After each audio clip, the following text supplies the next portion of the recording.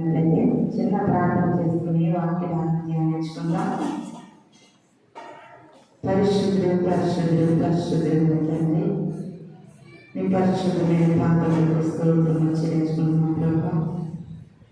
ఈ ప్రాముఖ్యమైన సమయంలో నేను దాసులుగా మీ సన్నిధిలో నేను నిలబడి ఉంటుండగా నన్ను పూర్తిగా మీ శిక్షణ చేసుకుని ప్రభా, భయంకరమైన దినాలలో మేము జీవిస్తూ ఉంటుండగా మాకు కావలసినటువంటి ఆత్మీయ వర్తమానాన్ని మాకు అనుగ్రహించండి.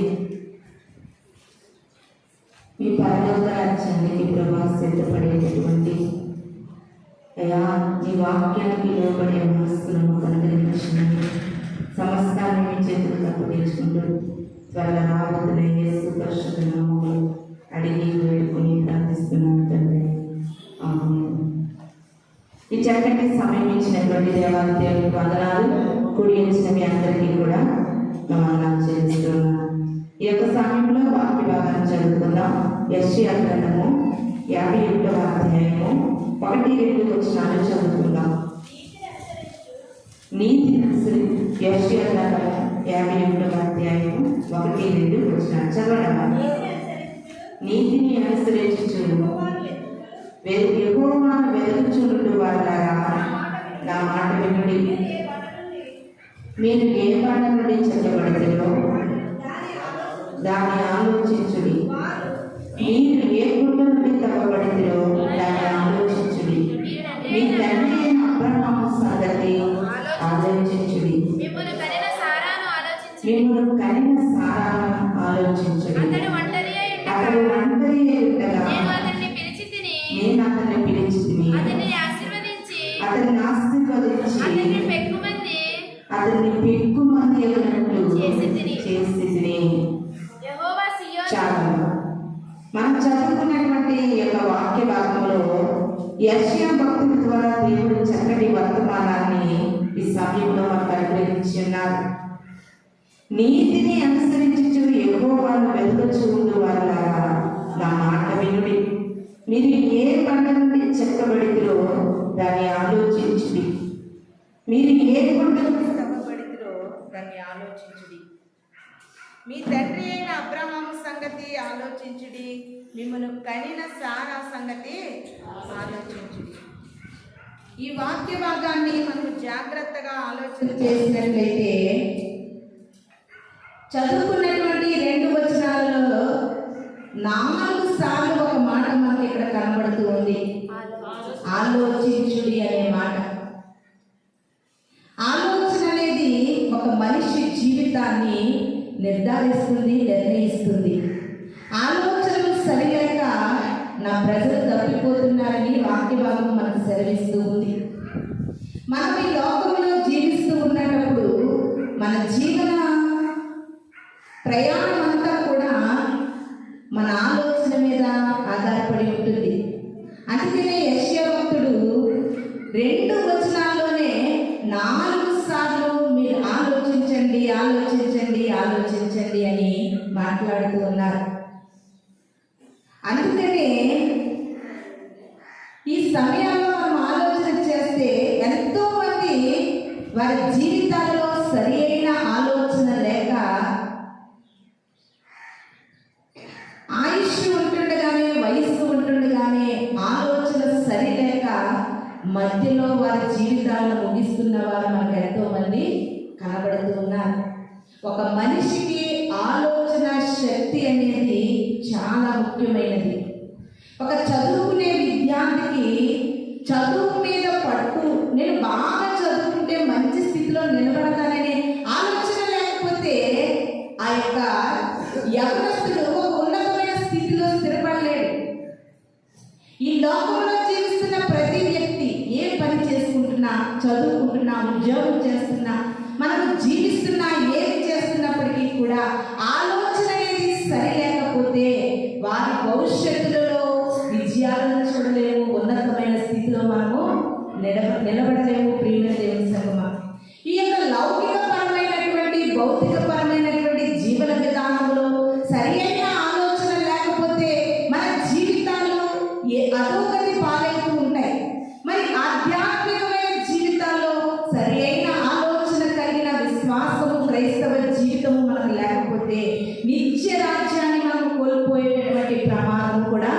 ఉంది. అందుకనే యెషయా భక్తుడు అంటున్నాడు, మీరు బాగా ఆలోచించండి. అసలు నువ్వేం చేస్తున్నావు బాగా ఆలోచించు. నువ్వు ఉదయం లేచిన దగ్గర నుండి నీ జీవితాన్ని ఎలా మలుచుకుంటున్నావో నువ్వు ఆలోచించు. చదువుకుంటున్న బిడ్డలు ఎవరు బిడ్డలైన వారు నువ్వు సరిగా చదవగలుగుతున్నావో నువ్వు ఆలోచించు. నీ ఎవరి ప్రాయంలో దేవునికి ఇష్టంగా నువ్వు బ్రతకగలుగుతున్నావో నువ్వు ఆలోచించు. ఒక క్రైస్తవుడిగా జీవిస్తున్నటువంటి నీ జీవితం పరలోక రాజ్యానికి సిద్ధపడేటట్లుగా నువ్వు బ్రతకగలుగుతున్నావో లేదో ఆలోచించు. ప్రతి ఒక్కరూ కూడా ఆలోచించడం మొదలు పెట్టాలి. ప్రియమైన దేవుని సంగమా, ఎలాగ ఆలోచించాలంటే ఏ బండ నుండి నువ్వు చెక్కబడితే నువ్వు ఆలోచించాలి. ఎంత చక్కటి మాట చూడండి. ఏ బండ నుండి చెక్కబడితేవో ఆలోచించు, ఏ గుట్టలో నుండి త్రవ్వబడితేవో ఆలోచించు. ఈ రెండు విషయాలు కూడా ఆధ్యాత్మికమైన జీవితాన్ని పరలోక రాజ్యానికి సిద్ధపరుస్తాయి. ప్రియమైన దేవుని సంగమా, ఒక మనిషి ఏమనుకుంటుందంటే ఈ దినాన్ని మనిషి యొక్క నైజం తన ఆలోచనలు ఎలా ఉంటాయంటే, ఎవరి ప్రాయం నాకు వచ్చింది కనుక నాకు ఇష్టం వచ్చినట్లుగా సంతోషించడమే అన్నట్లుగా ఒక యవనస్తుడు ఆలోచించగలుగుతున్నాడు. వయసు ఉంది, రక్తం ఉంది, నా పరిస్థితి బాగుంది కనుక నా నచ్చినట్లుగా బ్రతకడమే నాకు సంతోషం అన్నట్లుగా ఈ దినాన్ని సమాజంలో వ్యక్తులు జీవిస్తూ ఉన్నారు. ఇలాగ మన ఆలోచన ద్వారా మనం పొరపడడం వల్ల చాలా నష్టాలు మనకి మిగిలిపోతూ ఉన్నాయి. నష్టాలనేవి పోడ్చలేని నష్టాలు కూడా మన జీవితాల్లో కలుగుతూ ఉన్నాయి. ఎందుకంటే నువ్వు సరి అయిన ఆలోచన లేకపోవడం వల్ల. ఇది నాన్ని క్రైస్తవులుగా జీవిస్తున్న మనము ఎలాంటి ఆలోచన కలిగి ఉన్నాం. ఒకవేళ నీ ఆలోచన నీకు మంచిగా అనిపించవచ్చు, నీ ఆలోచన నీకు కరెక్ట్ అనిపించవచ్చు, కానీ వాక్యం అంటది నువ్వు ఏ బండ నుండి చెక్కబడుతూ జాగ్రత్తగా ఆలోచించు. ఇక్కడ సంఘాల్లో మనం చూస్తే యవన ప్రాయంలోనికి అడుగు పెట్టినది మొదలు ప్రతి సంఘంలో కూడా బాప్తిస్మ కార్యక్రమాలు జరుగుతూ ఉంటాయి. ఎక్కడ చూసినా సంఘాల్లో అనేక మంది బాప్తిస్మ తీసుకున్న బిడ్డలే కనబడుతూ ఉంటారు. అయితే బాప్తిస్మ తీసుకోవడం అనేది ఒక ఆచారం కాదు, అలవాటు కాదు.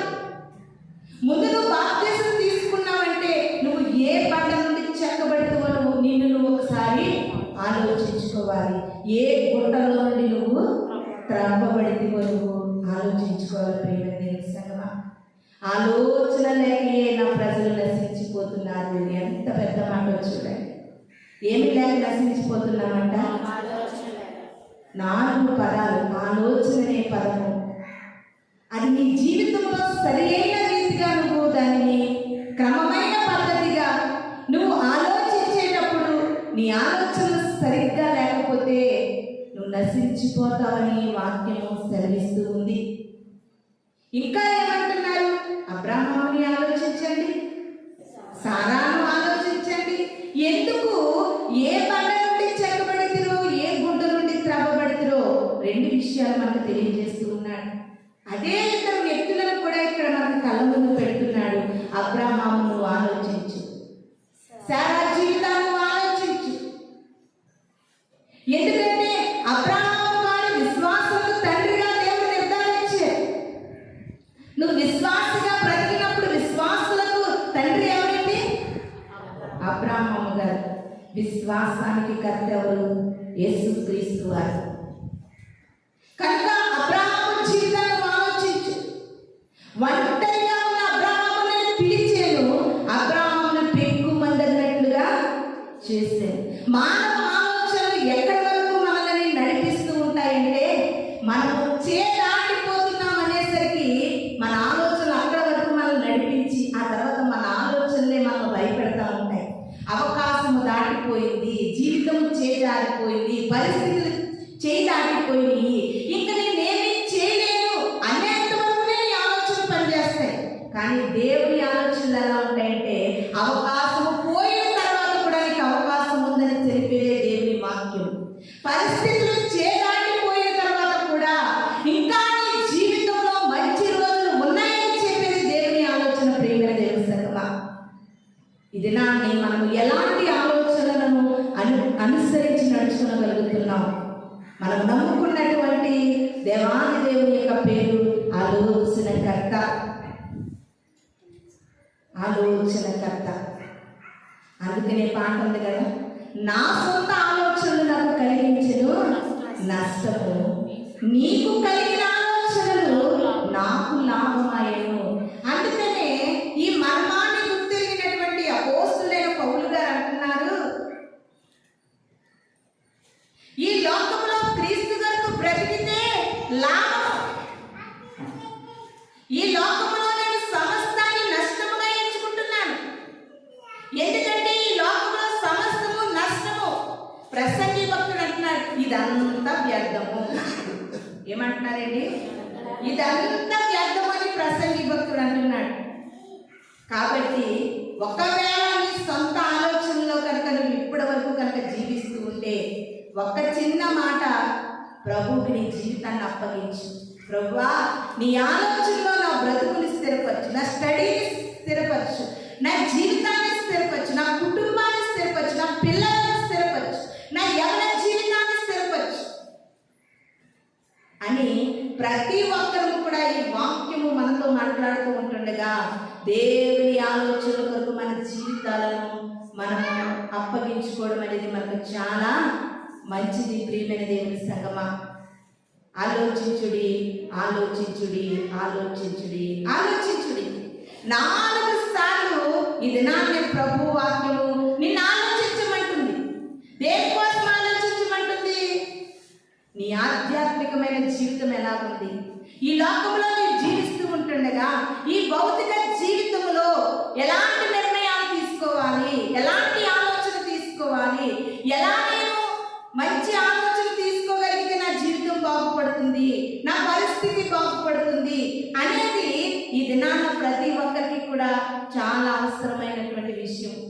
ఇంకా ఈ సోషల్ మీడియా వచ్చిన తర్వాత చాలా మంది సలహాలు తీసుకుంటున్నారు. అనేకమైన ఛానల్స్లో నా పరిస్థితి ఇది, నా ఆరోగ్యం ఇది, నా కుటుంబ పరిస్థితి ఇది, నా ఆర్థిక పరిస్థితి ఇది, దీనికి ఏదైనా మీరు గొప్ప సొల్యూషన్ చెప్పండి అని మనుష్యుల సలహాలు తీసుకుంటున్నారు. ప్రియమైన దేవుని సంగమా, కానీ క్రైస్తవులకి ఒక గొప్ప భరోసా ఏంటో తెలుసా?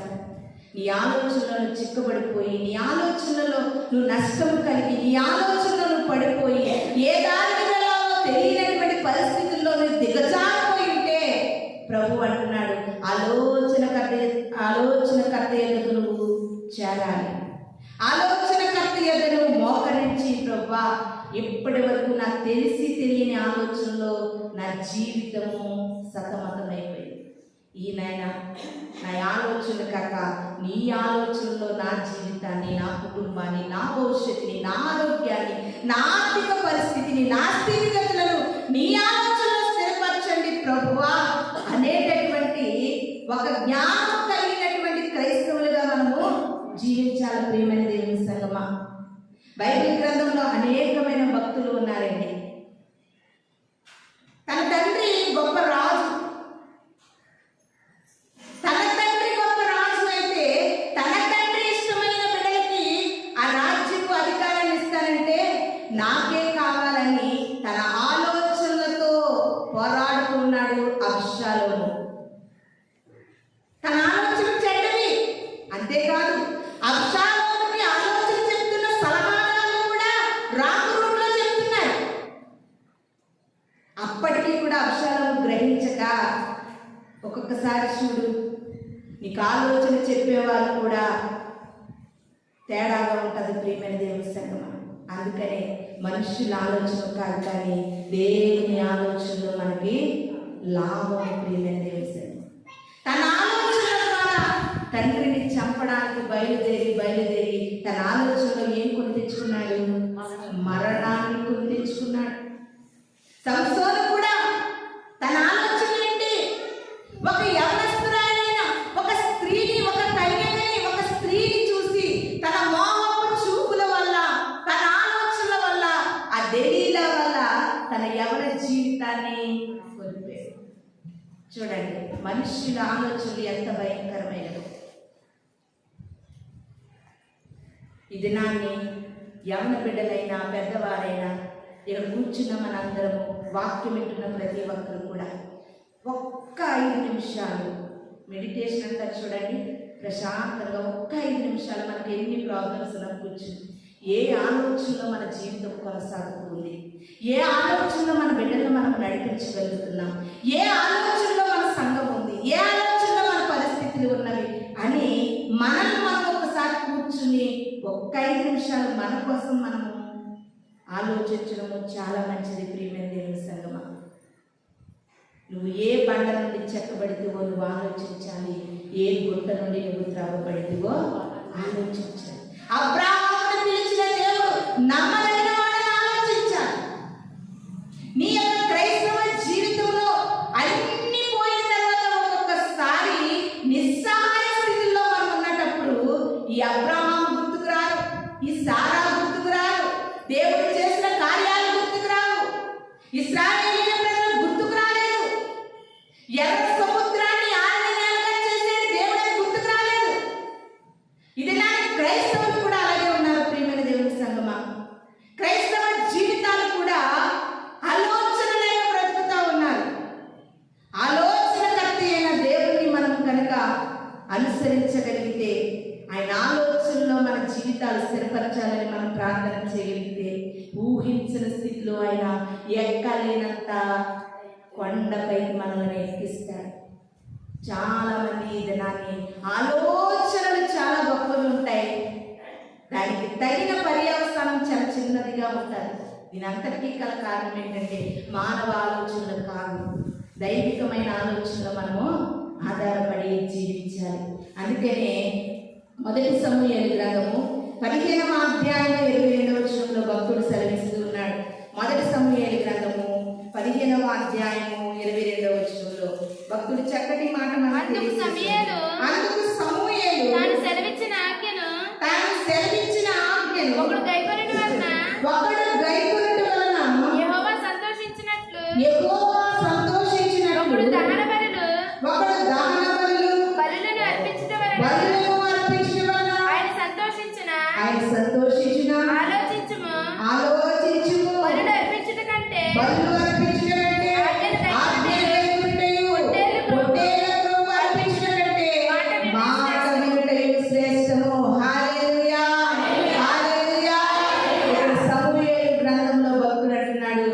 జాగ్రత్తగా ఆలోచించు.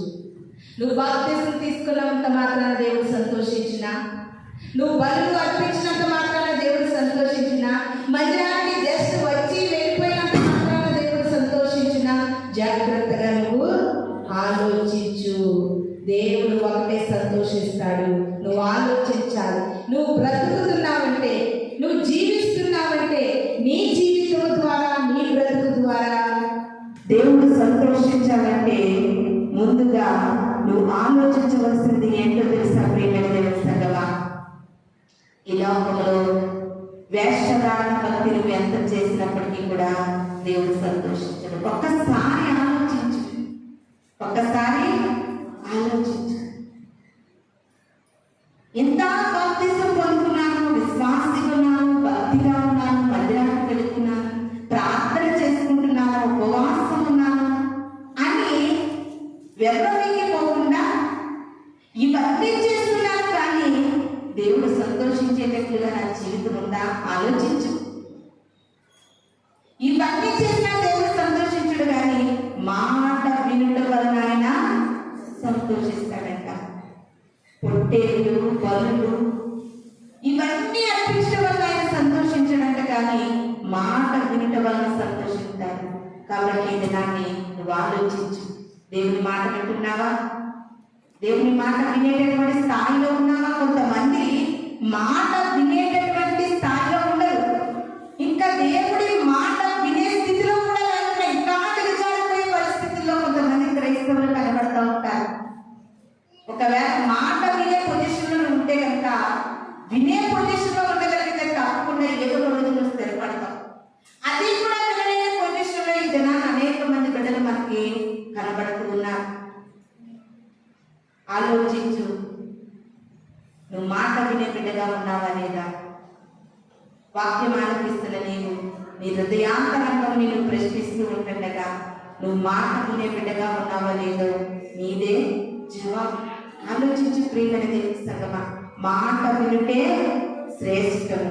యోగు భక్తుడు తెలియజేస్తూ ఉన్నాడు. 12వ అధ్యాయం 14-15 వచనం. యోగు గ్రంథము 12వ అధ్యాయం 14-15. ఆలోచించు. ఆయన పడగొట్టగా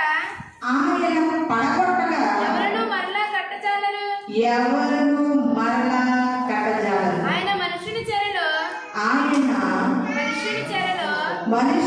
చెరలో మూసివేయగా తెరచుట ఎవరికి సాధ్యము కాదు. చూడండి, యోగు భక్తుడు చక్కని మాట తెలియజేస్తున్నాడు. ఆలోచించు. ఆయన పడగొట్టగా ఎవరు మరణాన్ని కట్టలేరు. ఆయన మనుషుని చెరలో మూసివేయగా తెరచుట ఎవరికి సాధ్యము కాదు. ఆయన ఆలోచించుము. ఆయన బలములను జలములను బిగబెట్టగా అవి ఆరిపోయేను. వాటిని ప్రవహింపనీయగా భూమిని ముంచివేసెను. హల్లెలూయా, హల్లెలూయా. ఒక క్రైస్తవుడిగా దేవుడు ఈ దినాన నీతో సూటిగా తేటగా మాట్లాడుతూ ఉన్నాడు. ఆలోచించు. ఆయన పడగొడితే ఎవరికి కూడా దాన్ని పెట్టడానికి సాధ్యం కాదంటే, ఒకసారి అందరూ 2 చేతులు పైకి చెప్తామా? హల్లెలూయా, హల్లెలూయా. ఒక మనిషి జీవితంలో ఒకటి ఆలోచించాలి. దేవుడు పడగొట్టగా దానిని ఎవరు కట్టడానికి సరిపోరు. యెహోషువ భక్తుడికి దేవుడు తెలియజేస్తున్నాడు, ఎరికో పట్టణము కూలగొట్టబడాలంటే 7 దినములు మీరు దాని చుట్టూ స్తుతులు చెల్లించాలి. మీ స్తుతుల మూలముగా ఎరికో పట్టణ ప్రాకారములు కూలబడిపోతాయి. ఆ ఎరికో పట్టణం కూలబడిన తర్వాత యెహోషువ భక్తుడి ద్వారా దేవుడు పలికిస్తూ ఉన్నాడు. హల్లెలూయా. యెహోషువ భక్తుడి ద్వారా దేవుడు దేన్ని పడగొట్టాడంటే ఎరికో పట్టణము ప్రాకారాన్ని పడగొట్టాడు. అప్పుడు యెహోషువ భక్తుడి ద్వారా దేవుడు మాట్లాడుతున్నాడు, ఈ పట్టణ ప్రాకారాన్ని పడగొట్టాము, మరలా దాన్ని ఎవరైనా కట్టాలనుకున్నారనుకో, దానికి పునాది వేసినప్పుడు అది మొదటి బిడ్డ చనిపోతాడు. చాలాసార్లు చెప్పాను మీకు ఈ వాక్యం. దాన్ని గడపలేసినప్పుడు రెండవ కుమారుడు చచ్చిపోతాడు. ఎందుకంటే ఒకసారి దేవుడు పడగొట్టిన తర్వాత దాన్ని మరలా కట్టాలనుకుంటే అది మనకి మంచిది కాదు. ప్రియమైన దేవుని సంగమా, ఆలోచించు. ఇంకా మనకంటే అనేకమైన వారు ఈ సమయం చూడలేకుండా ఉంటే ఇంకా దేవుడు మనల్ని సజీవ లెక్కలో ఎందుకు ఉంచాడో ఆలోచించు.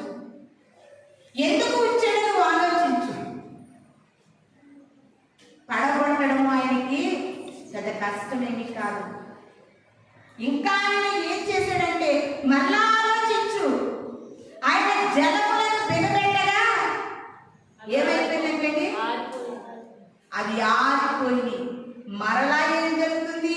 వాటిని ప్రవహించగా భూమిని ముంచివేసింది. ఇది మనకు బాగా ఆలోచిస్తే నోవాహు గారి కాలం గుర్తొస్తా ఉంది. నోవాహు గారి కాలం వచ్చేసరికి ఎవరికి కూడా వర్షపు చుక్క అంటే ఏదో తెలియదు. ఆయన జలములను బిగబెట్టి ఉంచాడు. ఆయన బిగబెట్టినప్పుడు ఎవరు కూడా దాన్ని తీయడానికి వీల్లేదు. అందుకే యెషయా భక్తుడు అంటున్నాడు, దేవుని చేతిలో వల్లసమును ఎవరు దొంగిలించగలడు? ఆయన మూసాడంటే దాన్ని ఎవరు తెరవగలరు? ఆయన తెరించాడంటే దాన్ని ఎవరు మూయగలరు? మనము నమ్ముకుంటున్న దేవుడు అంత శక్తిమంతుడు. ప్రియమైన దేవుని సంగమా, ఆలోచించి దినాన్ని ఆ శక్తి గల కార్యాలు ఆలోచించు, ఆ అద్భుత కార్యాలు ఆలోచించు, ఆ స్వస్థత కార్యాలు ఆలోచించు, ఆ కార్యాలను ఈ దినాన్ని ఆలోచిస్తే లోకం కంటే కూడా ఎక్కువగా దేవుని ప్రేమించడం ప్రారంభిస్తావు. ఒక దైవ సేవకుడు అంటున్నారండి, క్రైస్తవులు ఏమీ కాదంటే దేవుని గాఢంగా ప్రేమించడము నేర్చుకోవాలంట. ఎవరిని ప్రేమించడం? సరే అందరూ చెప్పండి, ఎవరిని ప్రేమించాలి మనం? దేవుని గాఢంగా ప్రేమించడం మొదలు పెట్టాలంట. ఎందుకు దేవుని మనం గాఢంగా ప్రేమించాలి? ఐ లవ్ యూ జీసస్ అని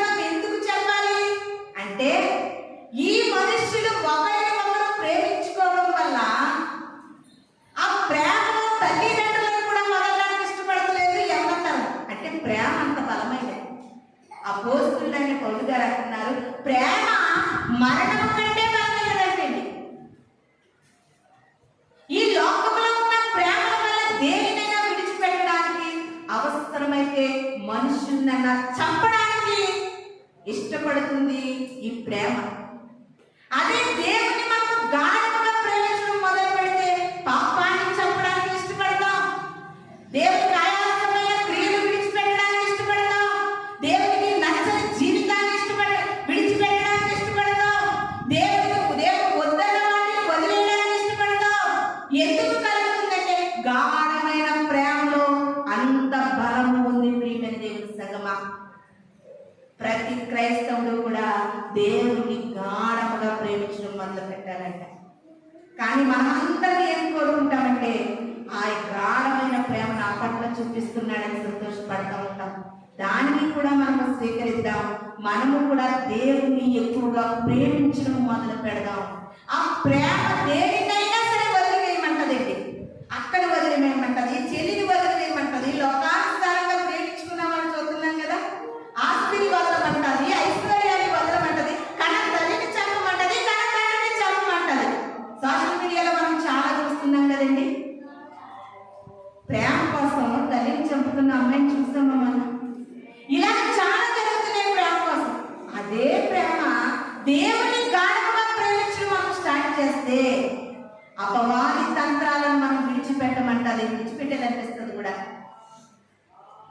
సినిమాలు చూడదండి, ఈ ప్రేమ కంటే నాకు సినిమాలు కంటే ఎక్కువ కాదనిపిస్తుంది అండి దేవుని ప్రేమ.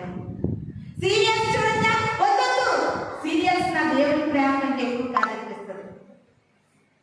కాబట్టి ప్రతి క్రైస్తవులు కూడా దేవుని ఎలా ప్రేమించాలంటండి, గాఢంగా ప్రేమించడం నేర్చుకుంటే ఆటోమేటిక్గా మనకు దేవునికి ఇష్టమైనటువంటి జీవన విధానాన్ని గడపడానికి ఎంతైనా అవకాశం ఉంది.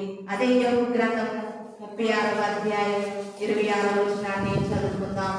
36వ అధ్యాయం. ఆలోచించు, దేవుడు మహోన్నతుడు,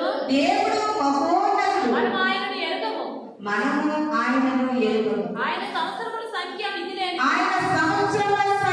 మితిలేనిది, ఆయన ఉదక బిందువులను పై నుండి కురిపించును. హల్లెలూయా, హల్లెలూయా.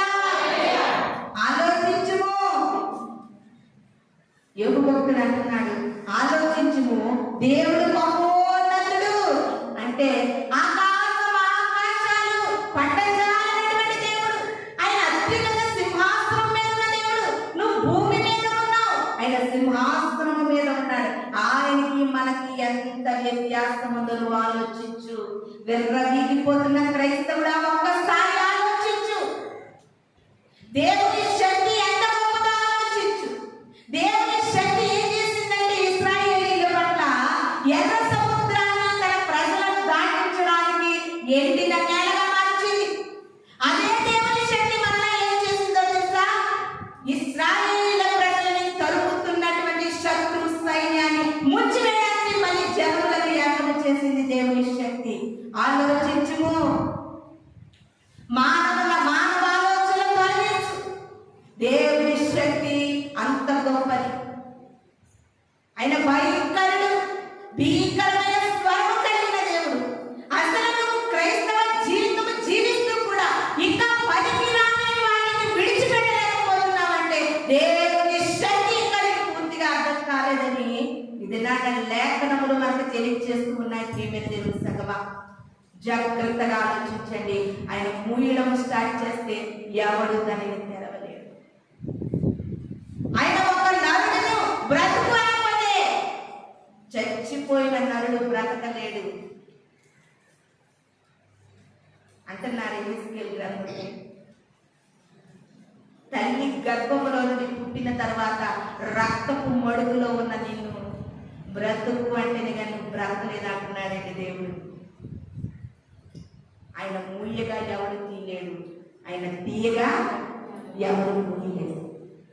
ఆయన చనిపోయాడు, సిలువ మీద మరణించాడు, సమాధిలోనికి పెట్టబడ్డాడు, రాయి వేయబడింది. ఆ రాయి ఎవ్వరూ తీయలేనంతది అని వాక్యము కూడా సెలవిస్తుంది. ఆ రాయి చాలా కనులు, ఇంచుమించుగా 150 టన్నుల బరువు గల రాయి.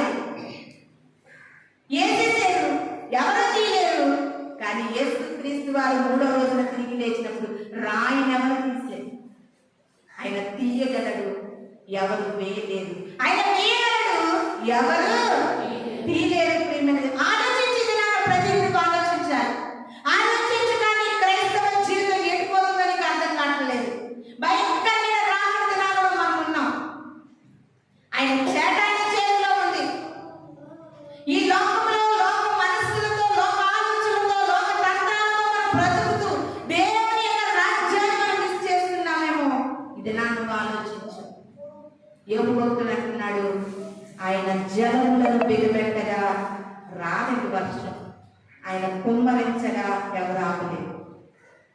చాలా జాగ్రత్తగా ఆలోచించాను. కీర్తనల గ్రంథము 107వ అధ్యాయము 43వ వచనము. కీర్తనల గ్రంథము 107వ అధ్యాయము 43వ వచనము. ఆయన పర్యాయములు కీర్తనల గ్రంథము బుద్ధిమంతుడైన వాడు బుద్ధిమంతుడైన వాడు ఈ విషయములను ఆలోచించును. యెహోవా కృపాతిశయములను యెహోవా కృపాతిశయములను జనులను తలపోయుదురుగాక. జనులు తలపోయిదురుగాక. అందరం ఆయనే చెప్దాం. హల్లెలూయా, హల్లెలూయా. ఇప్పటి వరకు చాలా మాటలు నేను చెప్పి ఆలోచిద్దాం.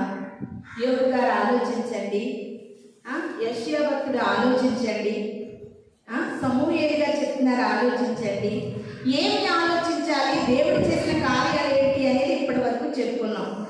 అయితే ఇక్కడ మనం చదువుకున్నటువంటి 107వ కీర్తన 43వ వచనంలో ఒక మాట తెలియజేస్తున్నాడు. బుద్ధిమంతుడైన వాడు ఈ విషయములను గురించి ఆలోచిస్తాడంటే యెహోవా కృపాతిశయములను ఎప్పుడు తలంచుకుంటూ ఉంటాడంట. ఎప్పుడు తలంచుకుంటూ ఉంటాడంట. ఒకానొక దినాన్ని ఎంత దీన స్థితి, ఎంత పేద స్థితి, పెంట కుప్పల మీద ఉన్న నా జీవితాన్ని పైకి లేవనెత్తిన ప్రభు అని జ్ఞాపకం చేసుకుంటారు. ఎవరు? బుద్ధిమంతుడు. బుద్ధిమంతుడైతే ఈ విషయాలను జ్ఞాపకం చేసుకుంటాడంట. ప్రేమ దావీదు అంటున్నాడు, గొర్రెల దొడ్డిలో నేనేది, రాజసింహాసనం మీద నా జీవితం ఏంటి? ప్రతిదీ జ్ఞాపకం చేసుకోవాలి. నువ్వు బుద్ధిమంతుడుగా ఉంటావా లేదా అనేది నువ్వు దేవుని ఎలా జ్ఞాపకం చేసుకుంటున్నావు అనే దాని మీద ఆధారపడి ఉంది. బ్రతికి ఉన్నానంటే కేవలం ఆయన ఉచితమైన కృప, జీవిస్తూ ఉన్నానంటే ఆయన కృప. ఎస్తేరు ఆ యొక్క శూషణ కోటలో ఉంది. మొదటి అంటున్నారు తన బాబాయ్, అమ్మా ఈ కోటలోకి నువ్వు ఎందుకు వచ్చావు ఒకసారి ఆలోచించు. దేవుడు ముందుగా నేను ఇక్కడికి ఎందుకు రాణిగా చేశాడు ఆలోచించు. యూదుల ప్రాణాలు రక్షించడానికి సుమా రాణిగా ఉన్నాను కదా అని సంతోషిస్తూ నీ ప్రజలను మర్చిపోతావని కాదంటాడు మొద్దుకై. ఎస్తేరు గ్రంథంలో ఆలోచించు. ఇంకా ఎందుకు బ్రతికినావు ఆలోచించు. నీ బిడ్డలకు తల్లిగా ఎందుకున్నావు ఆలోచించు. నీ బిడ్డలకు తండ్రిగా ఎందుకు నీకు ఆయుష్ ఇచ్చాడు ఆలోచిద్దాం. ప్రియమైన దేవుని సంగమా, దేవుని కార్యాలను బుద్ధిమంతులుగా ఆలోచించి వాటిని తలపోసుకునిచ్చి ఉండే బిడ్డలుగా మనము ఉండాలని దేవుడు తెలియజేస్తూ ఉన్నాడు. యెషయా గ్రంథము 47వ అధ్యాయము 13వ వచనము. యెషయా గ్రంథము 47వ అధ్యాయము 13వ వచనము. నీ విస్తారమైన యోచన వలన అలసి ఉన్నావు. జ్యోతిష్కులు నక్షత్ర సూచకులు 47:13 చదవండి. నీ విస్తారమైన యోచన వలన నీ విస్తారమైన యోచన వలన నీవు అలసిపోయి ఉన్నావు. జ్యోతిష్కులు నక్షత్ర సూచకులు మాస్టర్ చెప్పువారు నిలబడి నీ నేర్చుకోవాల్సిన రాకుండా ఆయన తప్పించి రక్షించడం ఆలోచించు. ఎంత చక్కగా చెప్తున్నారండి యెషయా గారు. విసుగుపోయావు ఏంటి? నెల రోజుల నుండి బాధపడుతున్నాను ఈ జ్వరంతో, ఈ జ్వరం తగ్గలేదు అని విసిగిపోయి జ్యోతిష్కుల దగ్గరికి వెళ్తున్నావా? నక్షత్రాలు చూసే వారి దగ్గరికి వెళ్తున్నావా? మంత్రాలు చెప్పే వారి దగ్గరికి వెళ్తున్నావా? తాయితులు కట్టే వారి దగ్గరికి వెళ్తున్నావా? వారిని నిన్ను రక్షిస్తారేమో ఆలోచించు. ప్రభు వాక్యం అంటుంది, ప్రభు వాక్యం అంటుంది. నాకు నేను ఇంట్లో చదివే టైంలో మా ఇంటి దగ్గర ఒక ఆవిడ అసలు ఒంట్లో బాగాలేదు. కొన్ని నెలలుగా ఉండి తిప్పుతూ ఉన్నారు, హాస్పిటల్ తిరుగుతూ ఉన్నారు. ఆ ఇరుగమ్మ పొరుగమ్మ ఉంటారు కదా, అమ్మ ఎన్ని మందులు వేసినా నీకు తగ్గట్లేదు, ఎన్ని హాస్పిటల్ తిరిగినా నీకు తగ్గట్లేదు, ఎక్కడో 8,000 ఇచ్చి ఆ తాడేదో తెచ్చి కట్టుకుంటే నీకు తగ్గుతుంది అని ఎవరో సలహా చెప్తే పాపం అన్ని వేలు తెచ్చి ఆ తాడు కూడా తెచ్చి కట్టినా సరే ఆవిడ ఇచ్చిగా వారం 10 రోజుల్లో చనిపోయింది. అదే చెప్తున్నాడు యెషయా గారు. చూడండి ఎంత చక్కటి మాట. నీ అవిధేయత, నువ్వు ఆలోచించకుండా ఉండడం వల్లే ఇలాంటివన్నీ నీ జీవితంలో జరుగుతున్నాయి. నక్షత్రాల దగ్గరికి, జ్యోతిష్కుల దగ్గరికి, మాసచర్య చెప్పువాళ్ళ దగ్గరికి, అందరి దగ్గరికి తిరిగి నా రోగం పోతలేదు, నా బాధ పోతలేదు, నా కుటుంబ పరిస్థితులు మారట్లేదు అని అన్ని దగ్గరికి తిరిగిన తర్వాత నీ మీదకి వచ్చినవి రాకుండా నీళ్ళు రక్షిస్తారా? మొన్న ఫ్లైట్ కూలిపోయింది కదండి, ఎయిర్ ఇండియా. అందులో చాలామంది, వందలాది మంది ఉన్నారు. అందులో చాలామంది అన్యులు ఉన్నారు. అన్ని రకాల వారు ఉంటారు కదా, ఉంటారు. వాళ్ళ నక్షత్రాలను చూసి, వాళ్ళ పుట్టిన తేదీలను చూసి, అవన్నీ చూసి, అమ్మా ఆ ఫ్లైట్ ఎందుకు, నీకు మరణం ఉంది అని ఎవరైనా చెప్పగలిగారా? నక్షత్రాలు చూసి, తిథులు చూసి, మంచి చెడ్డలు చూసి, జ్యోతిష్యాలు చూసి ఎవరైనా మనం తప్పించగలుగుతారా? చెప్పండమ్మా. యెషయా గారు మన అందరినీ ప్రశ్నిస్తూ ఉన్నారు. ఆయన ఎలా ఉంటారో మనం ఎప్పుడు చూడలేదు.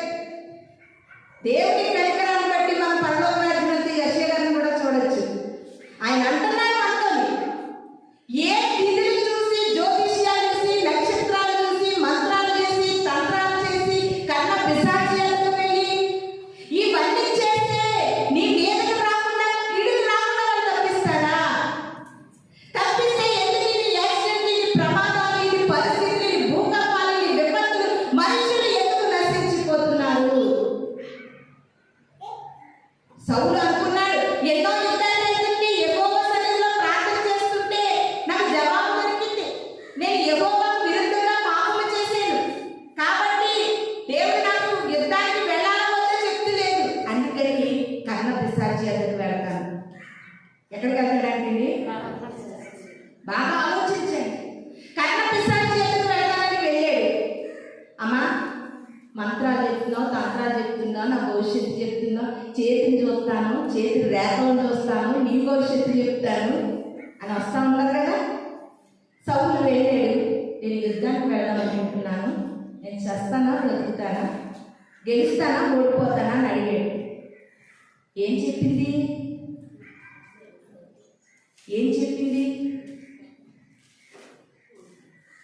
ఓడిపోతామని ఎవరో చెప్పలేదు, గెలుస్తామని చెప్తారు. కానీ సౌలు యుద్ధములో సున్నతి పొందలేని వాడి చేతిలో చచ్చిపోవడం ఇష్టం లేక ఆ యుద్ధ వాతావరణంలో సౌలు తన కత్తిచ్చుకుని తన పొడుచుకుని తెచ్చిపోయాడు. కన్న పిశాచి చెప్పలేదా? బాగా ఆలోచించండి. నీ జీవితము ఆయన చేతిలో ఉంది. నువ్వు ఏ బండ నుండి చెక్కబడ్డావో తెలుసా? క్రీస్తు అనే బండ నుండి చెక్కబడ్డావు. ఏ గుంట నుండి నువ్వు త్రాగబడ్డావో తెలుసా?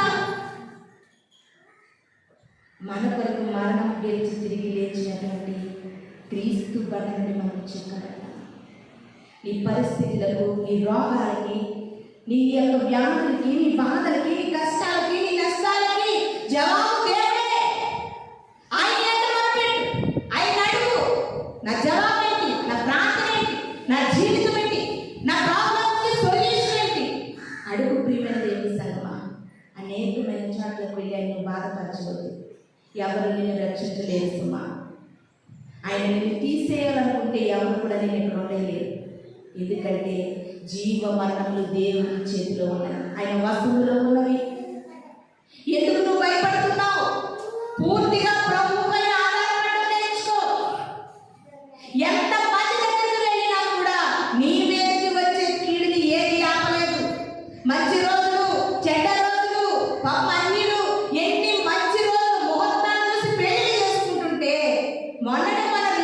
రీతిగా నవదంపతులు యాక్సిడెంట్లో స్పాట్ డెడ్. ఏమైపోయి ఈ ముహూర్తాలు, ఏమైపోయి ఈ మంచి చెడ్డలు, ఏమైపోతుంది? ఇంకా గ్రహించలేనటువంటి స్థితిలో ఉన్నావా? ఇది నా ప్రభు మనతో మాట్లాడతాడు. నువ్వు ఈ దినాన ఒకటి చేయి, ఆలోచించు. ప్రభువా, నేను ఆలోచిస్తున్నాను, నా వ్యాధి తగ్గకపోవడానికి కారణం ఏంటో నేను ఆలోచిస్తున్నాను. దాన్ని నేను విడిచిపెడతానయ్యా, దాన్ని నేను వదులుకుంటాను అని ప్రతి ఒక్కరు కూడా ఒక నిర్ణయం తీసుకునే వారం ఉండాలి. లాస్ట్గా 2 మాటలు చూసుకుని మనం ముగించుకుందాం. యేసయ్య గ్రంథము 18వ అధ్యాయం 28వ వచనం చదువుకుందాం. యేసయ్య గ్రంథము 18వ అధ్యాయము 28వ వచనాన్ని చదవాలి. అతడు ఆలోచించుకొని తను చేయుచు వచ్చిన అతిక్రమ క్రియలన్నిటినీ మానను గనక అతడు మరణమునందక అవశ్యముగా బ్రతుకును. హల్లెలూయా, హల్లెలూయా. ఎంత చక్కగా యేసయ్య భక్తులు చెప్తున్నాడు. ప్రియమైన దేవుని సంగమా, ఎంత చక్కటి మాట ఇక్కడ మనకి తెలియజేయబడుతూ ఉంది. అతడు ఆలోచించుకున్నాడంటే బ్రతికే ఛాన్స్ లేదు, బ్రతికే చాయిస్ లేదు, వేరే ఆప్షన్ లేదు. ఇక నేను చనిపోతానని అనుకుంటూ ఒకటి ఆలోచించుకున్నాడంట. ఇక్కడ చూడండి, చదువుతున్నా. అతడు ఆలోచించుకుని తాను చేయించిన అతిక్రమ క్రియలన్నిటినీ చేయక మానను గనుక అతడు చచ్చిపోతానన్నవాడు బ్రతికేడు. హల్లెలూయా, హల్లెలూయా. ఒకవేళ నీ జీవితంలో, నీ కుటుంబంలో, నీ బిడ్డల విషయంలో, నీ పరిస్థితుల విషయంలో ప్రార్థన పరిస్థితులు దాని పరిస్థితికి వెళ్ళిపోతుందేమో. ఆలోచించు, ఏ అతిక్రమ క్రియలను ఇంకా దాచిపెడుతూ ఉన్నావో. అందుకే సొలొమోను గారి సూటిగా ఒక మాట చెప్పాడు, నువ్వు వర్ధిల్లాలంటే అతిక్రమములు విడిచిపెట్టి ఒప్పుకో. వర్ధిల్లడానికి గల కారణం, అభివృద్ధి చెందడానికి గల కారణం ఒకటే, అతిక్రమములు దాచిపెడితే ఎన్నటికీ నీ వర్ధిల్లలేదు. వాటిని ఒప్పుకుని విడిచిపెట్టాలి. ఇతడు మరణమైపోతాడని తెలిసి నేను మరణమైపోతున్నానని ఆలోచిస్తుంటే అతని అతిక్రమ క్రియలు తనకు జ్ఞాపకం చేశాడండి దేవుడు. అప్పుడు వాటిని విడిచిపెట్టినప్పుడు అతను ఏమయ్యాడంటండి? బ్రతికేడు. ప్రియమైన దేవుని సంగమా, బ్రతికేడు. ఇది నా నీకు ప్రతిదీ కూడా ఆలోచించు. ఎందుకమ్మా నా ప్రార్థన దేవుడు లేదా, నన్ను మర్చిపోయాడా, నన్ను అసలు ఆయన ఎన్నడూ మర్చిపోయాడు. ఆయన మర్చిపోతే మన భూమి మీద ఉండే ఉండదు. ఈ అతిక్రమ క్రియలను విడిచిపెట్టి ప్రియమైన దేవుని సంగమా, హగ్గయి గ్రంథము 1వ అధ్యాయము 5-7 వచనాలు చదువుకుందాం. హగ్గయి గ్రంథము 1వ అధ్యాయము 5-7 వచనాలు చదువుకుందాం. కాబట్టి సైన్యములకు అధిపతి యెహోవా సెలవిచ్చినది ఏమనగా నీ ప్రవర్తనను గూర్చి ఆలోచించుకొనుడి. మీరు విస్తారముగా విత్తినను మీకు కొంచెమే పండెను. మీరు భోజనము చేయుచున్నను ఆకలి తీరగై ఉన్నది. పానము చేయుచున్నను దాహము తీరగై ఉన్నది. బట్టలు కప్పుకొనుచున్నను చలి ఆకులో ఉన్నది. ఎంత చక్కటి మాట ప్రియమైన దేవుని సంగమా. ఇది దాన్ని ఆలోచించండి, మీ ప్రవర్తన ఎలా ఉందో. ఒకవేళ ఎంత కష్టపడినా మీ కష్టార్జితము సిల్లి సంచిలో వేసినట్టు ఉందా? నువ్వు ఆలోచించు. దీని అంతటికీ గల ఒకే కారణం నా ప్రవర్తన. మీ ప్రవర్తనను గురించి మీరు ఆలోచించండి. మీ ప్రవర్తన సరిలేదే కష్టపడినంత కూడా ఎటు పోతుందో తెలియని పరిస్థితి. ఎలా ఉంది మీ ప్రవర్తన? ఆలోచిద్దాం. మన ప్రవర్తన వల్లనేనా మనకి పరిస్థితులు, మన ప్రవర్తన వల్లనేనా మనకి స్థితిగతులు? ఇది నాని ప్రభు వారు అనేకమైన విషయాలు మన కళ్ళ ముందు పెట్టి ఉన్నారు.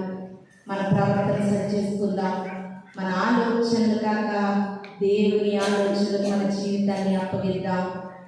ఆయన ఆలోచనలో మనం బ్రతికేటట్లుగా మనం ప్రార్థన చేసుకుందాం. మనం అందరం కూడా కళ్ళు మూసుకున్నట్లయితే చిన్న ప్రార్థన చేసుకుందాం. పరిశుద్ధుడా, గొప్ప దేవ, మహోన్నతుడా, మీ పరిశుద్ధమైన పాదములకు స్తోత్రం. సరి అయిన ఆలోచన లేక జనులు అనేకంగా నశించిపోతున్నారు. ఆలోచనకర్తమైన తండ్రి, మేము ఏ స్థితిగా ఉన్నాము, ఎట్టి రీతిగా జీవిస్తున్నాము ఆలోచించుకునే జ్ఞానాన్ని వాక్యము విన్నటువంటి మాకందరినీ అనుగ్రహించి విన్న వాక్యము ప్రతి హృదయములలో నీరు కట్టి నిరంతరంగా ప్రతిఫలింపచేయమని త్వరలో రాబోతున్న యేసు పరిశుద్ధ నామములో అడిగి వేడుకొని ప్రార్థిస్తున్నాము తండ్రి. ఆమేన్.